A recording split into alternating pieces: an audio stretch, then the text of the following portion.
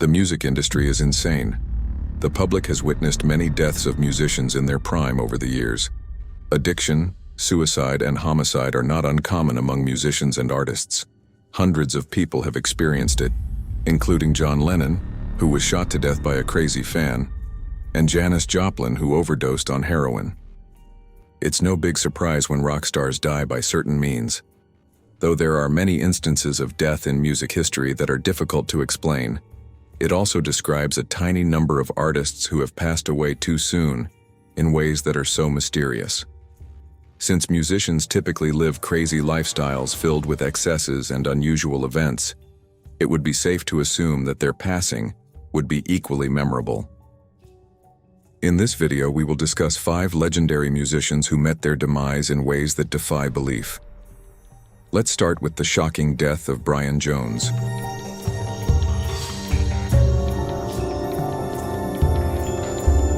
But before we dive in, some of the details in these stories are disturbing and may not be suitable for all audiences, so viewer discretion is strongly advised. As always, remember to hit the like button, subscribe, and turn on post notifications to stay up to date with the channel. Alright, let's dive into the video.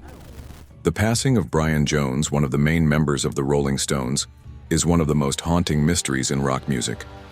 On July 3, 1969, Brian was found dead at the bottom of his swimming pool at Cotchford Farm, his Sussex estate. But his last days were occupied with plans for a fresh start, which added to the mystery of the tragedy.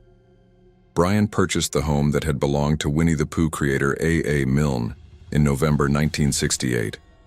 During his visit in late June, Alexis Corner noted that Brian was very happy. In regards to his intentions to start a new band, Brian had contacted Corner, Stewart, John Lennon, Mitch Mitchell, Alan Price, and Jimmy Miller. Has Anybody Seen My Baby? And Chow Time are 2 of the songs that Brian allegedly recorded in the weeks before he passed away. Brian Jones was a multi-instrumentalist who was well known for his creative usage of a range of instruments on the Rolling Stones' early albums. However, his life was marked by personal turmoil, drug misuse, and band conflicts. Because of his unpredictable behavior and incapacity to tour, Brian was fired from the Rolling Stones, a band he had helped form, by June 1969. Less than a month later, he died. Early on July 3, 1969, Brian was found unconscious at the bottom of his pool at Cotchford Farm. His Swedish partner, Anna Wolin, claimed to have been able to feel his pulse when he was removed from the water, and she believed he was still alive. Unfortunately, the 27-year-old was declared dead when he was taken to the hospital since medical assistance had come too late. Brian died, according to the official coroner's report, from drowning while under the influence of drugs and alcohol. He had a considerable amount of alcohol in his system, and the autopsy showed evidence of narcotics, including amphetamines and barbiturates. Given that Brian had a history of substance addiction and had drowned by accident, this decision appeared to be simple. Numerous theories surfaced shortly following Brian's passing, with Stones members claiming that he was murdered. According to accounts in 1993, Brian may have been murdered by Frank Thorogood, a builder who was working on the property and the last person to see him alive. Tom Keelock, the Rolling Stones driver, allegedly heard Frank confess the crime, but Keelock later denied it. The 2005 movie Stoned later portrayed this theory. Brian was allegedly slain by Frank Thorogood following a financial dispute. Frank had been paid £18,000 for his work at Cotchford Farm, but had sought an extra £6,000. Senior police officers are accused of covering up the murder after recognizing that local authorities had handled the original investigation improperly.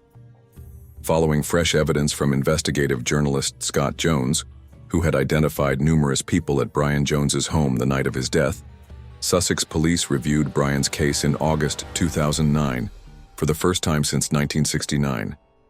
Additionally, the reporter had uncovered undiscovered police records stored at the National Archives. Following the review in 2010, the police opted not to reopen the case. John and Barbara, Brian's children, continue to believe their father was killed. In support of the murder theory, Barbara appears in the 2019 documentary Rolling Stone, Life and Death of Brian Jones.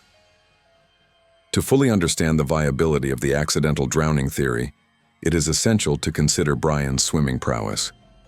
Brian was a skilled swimmer, according to accounts from friends and acquaintances. It was unlikely that he had drowned by accident, per Anna Wolin and other close colleagues, especially in the shallow section of the pool where his body was discovered. It is undeniable that Brian had booze and narcotics in his system. His severe drinking and drug usage in the months before his death have been repeatedly reported by friends and bandmates, which had a very negative impact on his physical and emotional well-being.